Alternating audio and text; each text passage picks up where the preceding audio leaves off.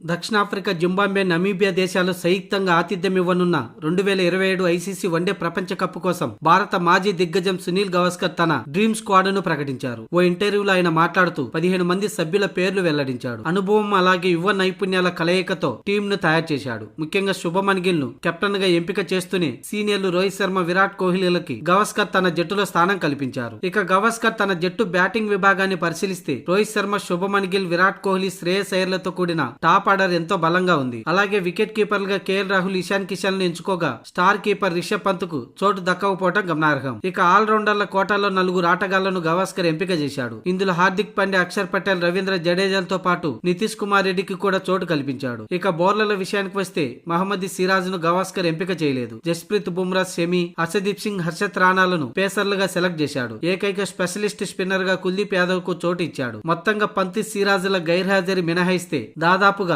సునీల్ గవాస్కర్ ప్రకటించిన జట్టు చాలా పటిష్టంగా కనిపిస్తుంది. మొత్తంగా 2027 కోసం సునీల్ గవాస్కర్ స్క్వాడ్ ఇది. శుభమన్ గిల్, రోహిత్ శర్మ, విరాట్ కోహ్లీ, శ్రేయస్ అయ్యర్, కేఎల్ రాహుల్, ఇషాన్ కిషన్, హార్దిక్ పాండ్యా, అక్షర్ పటేల్, రవీంద్ర జడేజా, నితీష్ కుమార్ రెడ్డి, కుల్దీప్ యాదవ్, హర్షత్ రాణా, మహమ్మద్ షమి, జస్ప్రీత్ బుమ్రా, హర్షదీప్ సింగ్. కాగా ఈసారి వన్డే వరల్డ్ కప్ వచ్చే ఏడాది 2027లో జరగనున్న విషయం తెలిసిందే. మొత్తంగా 57 మ్యాచ్లు జరగనున్నాయి.